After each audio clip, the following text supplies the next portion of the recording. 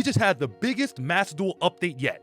Let's talk about it. What's going on, guys? My name is Susu from HeadtoHead Battles, and in today's episode, we're gonna go over the Marincess combo, the new deck profile, the new accessories, and the new duel event, Regulation Duels. It's gonna be insane. If you guys enjoy content like this, make sure to subscribe, like, and comment, hit that notification bell down below, and comment down below what you think about my new deck, the new combo, and everything else we discussed in today's video. And without further ado, let's get into it. All right, guys, we're gonna quickly go over all the new additions. We have the new Salamangreat Gazelle new mate. We have the new Water Protector, which will go fire with the new Marincess deck. We have the Water Enchantress of the Temple icon. Next, we have the brand new Burning Spirit structure deck, which will have your Sign and Mining UR that you really need in the new Marincess deck. Or if you want to play the Salamangreat deck, don't buy this. You probably have most of the cards anyways. We also can't forget about the new pack that we just got, and we're gonna open some just cause I need the new Argonauts, and that's a lot of URs.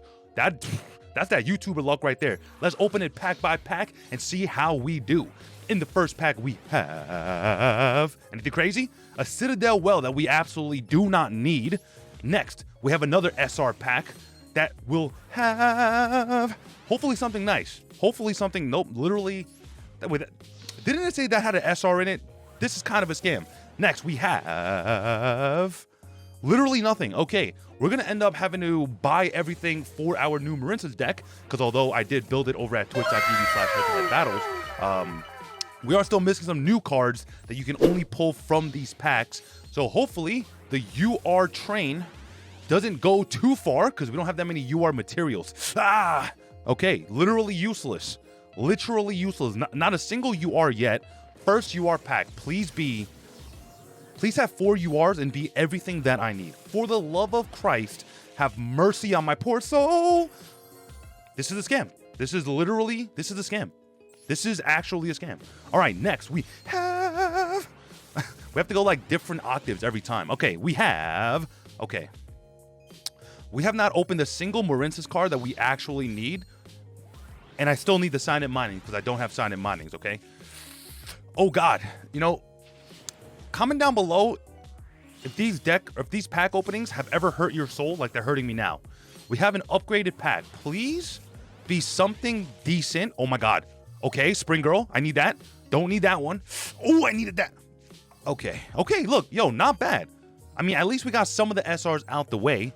Our final UR pack, please be an Argonaut, or please be an Argonaut. Please, for the love of God, be an Argonaut. Oh my God, yeah. Like the video right now. Comment, like, subscribe right now. Let's move over to the deck the combo. It's the combo. All right, guys, for combo number 1, I'm basically going to show you why Marincess is going to be such a good deck, all right? So we're going to start off with a normal summon blue Tang, which will pitch a Marincess Seahorse. Then we're going to link off the blue Tang for a blue Slug. Then we're going to go Marincess blue Tang Chainlink 1, Marincess Slug Chainlink 2. Slug will add the Seahorse back to our hand. Blue Tang will excavate 3 and add a card, but we didn't get to add 1. Then we're going to special the Seahorse to this blue Slug Link Arrow. Then link it off for a Sea Angel. Now the Sea Angel is going to do something really important, and it's going to grab us our field spell, which is really integral to the combo line. Next, we're going to link 2 off, or activate Battle Ocean, then link 2 off into a Princess Coral Anemone, and then we're going to activate Battle Ocean to equip the other links to the anemone. You don't have to do this, but it's always good to kind of get into habit because you can chain block with the Battle Ocean, okay? Next, we're going to go Anemone Effect, which will target the blue Tang and special it. Then we're going to link 3 into the new card, the Coral Triangle. This card will grab you the Marincess Wave. So we're going to go Chainlink 1, Chainlink 2. And then we're going to go Marincess Dive to summon the Pascalis. Then we're going to go Pascalis to summon the blue Tang.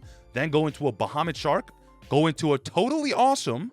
And now we're going to go Coral Triangle Effect to pitch the Spring Girl to add the wave, and then go Coral Triangle and Bahamut into Argonaut, and then equip 3. So here, you have a Spell and Trap Negate on Argonaut, you have an Omni Negate on Toad, you have basically an Imperm, and you basically have an Ash Blossom and Joyous Spring. Now, let's move over to combo number 2, which is a random hand to show you kind of how powerful the deck can be. All right, so for this combo, we actually hard drew Battle Ocean, which is A-okay because we can pitch it off at Sign and Mining. So let's get started. We're going to go Sign and Mining here, pitching the Battle Ocean. We're going to add a blue Tang, and the combo is basically pretty similar from here on out. So we're going to blue Tang, pitch the Seahorse. Then we're going to link off, same thing, Chainlink 1 blue Tang, Chainlink 2 Slug. Let's see if we pull anything. We can add a blue tank to our hand, which is really, really integral. Then we can special the Seahorse, link it off for the Sea Angel. Sea Angel will add dive because Battle Ocean is in the graveyard. Then we're going to link off into Anemone. Then we're going to go Anemone effect to summon out the blue tank from the graveyard. Then we're going to link 3 into Coral Triangle. Here, we're going to go Anemone effect to add the Battle Ocean to our hand from the graveyard. Now we're going to activate the Battle Ocean. Then we're going to activate Coral Triangle to dump the blue tank because we just don't need it anymore, to add ourselves a Marincess Wave. Then we're going to activate Spring Girl, banishing a blue tank, which is kind of nice. Then we're going to activate Marincess Dive, summoning out another Spring Girl. Doesn't really matter. It just needs to be a level 4 so we can go into a Bahamut Shark, go into a Toad, then go into an Argonaut, equip everything, set the goals and match, and now we have Maxi and Marincess Wave in the hand, which is kind of freaking nice. Let's go over to the deck profile. All right, boys, let's quickly go over this deck profile and wrap it up. The first 2 cards that we are playing are Effect Veiler. Now, this deck is really hand trap heavy because you can play a lot of 1-card starters, so we are running a lot of hand traps, okay? Next, we are playing the Triple Maxi. I think it's obvious at this point that this card is insanely powerful. Next, we're playing Ash Blossom and the Joyous Spring, and these are all 3 ofs except the Veilers. Now, for our core Marincess kind of deck, okay, we're playing Triple Seahorse. This card is an extender because you can special summon it to a zone a Marincess Link monster points to, and it's really, really dope. Next, we're playing our main starter, which is Marincess Blue Tang. So if this card is normal or special, you can send a Marincess monster from your deck to the graveyard, which is most of the time going to be Seahorse. And if it's linked off, you can excavate the top 3 and add a Marincess card to your hand, which is really powerful, okay? Next, we're playing the Double Pascalis. This card is really integral as well, because most of the time it's being special summoned, and then if it's special summoned, you can also special summon another Marincess monster from your hand, and if it's a level 4, you can go into the Bahamut, and in most combo lines, it should be doable. Next, we're playing Marincess Spring Girl, basically another brand new extender that we just got. You can banish a Marincess monster from your graveyard and special summon this card from your hand, which is really, really nice. And on top of that, if this card is sent to the graveyard as link material, you can send cards from the top of your deck to the graveyard equal to the number of Marincess monsters that you control. And then if you mill the Marincess cards, you can inflict 200 for each card, okay? Now, we're playing the 1 Marincess Sleepy Wood. This card is really good because, again, it's another free extender. And if you have Battle Ocean on the field, you can always target the Battle Ocean if you have nothing else, okay? Now, we're playing double Nibiru because we are playing Maxi, and there's no point in playing Maxi and not playing Nibiru because that just doesn't really make too much sense. Next, we're playing the triple Silent Mining. I mean, these are aquas, but they are not like water monsters. They're cyber monsters. So yeah, Silent Mining is going to be integral to your combo lines, especially if you don't see Blue Tang, but you see Silent Mining. It technically is a copy of Blue Tang. So you are playing 6 copies of Blue Tang, which is your best starter. Now, we're playing double Marincess Dive. The reason we're not playing 3 is if you see it and you see nothing else, it literally does nothing, okay? It's basically a win more card. You need to already be playing for this card to resolve. So playing 3 of them just doesn't make sense. 1 maybe isn't enough. You could get away with 1, but I think 2 is definitely correct.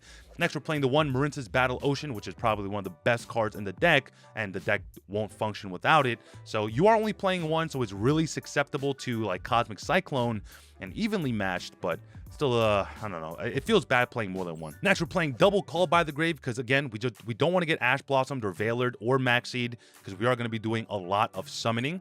We're also playing the 1 Crossout Designator simply because we are playing some of the most widely played hand traps in the game. So if we're going to be playing 1, why not just sack my opponent with a single Crossout Designator, right?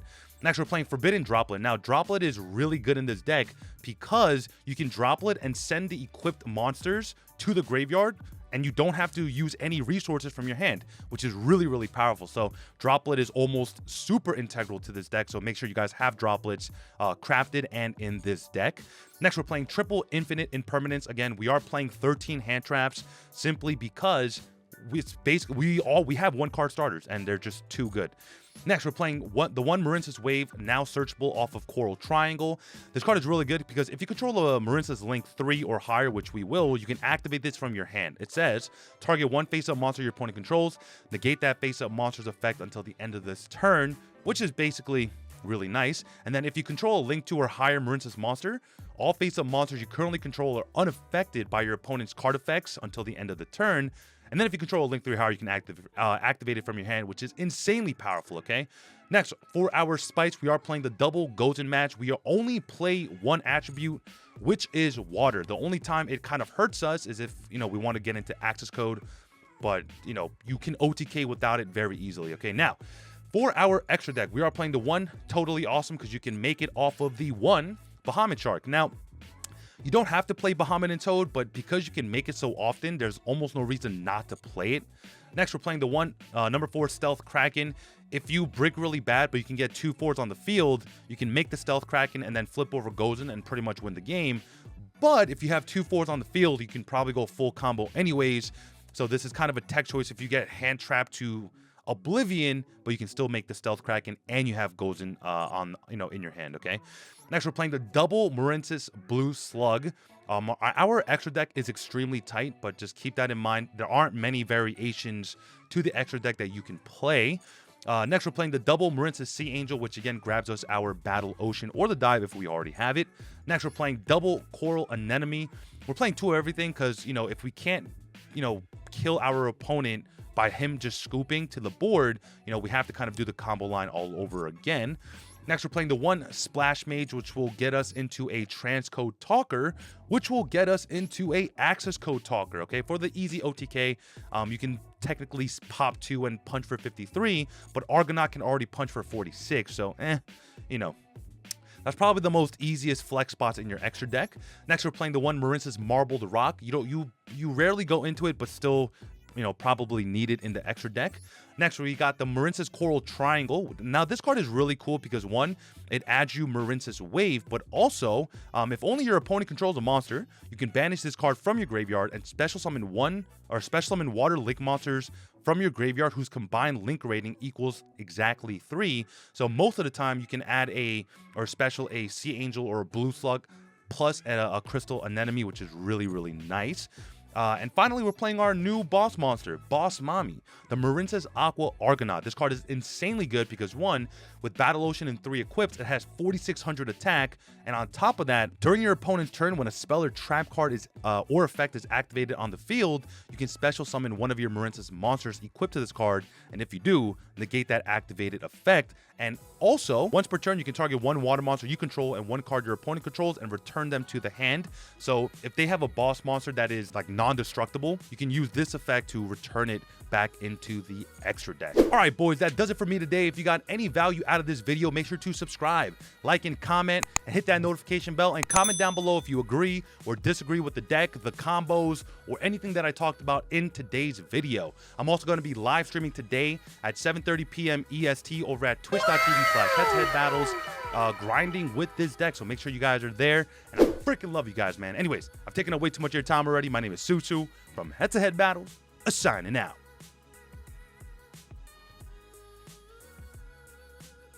What's up, guys? If you haven't subscribed, make sure to click that button right there in the middle. Also, if you haven't watched that video that YouTube is recommending you, it's probably crazy, all right? Go watch it. This is Susu from HeadtoHead Battles, HeadtoHead Battles, signing out.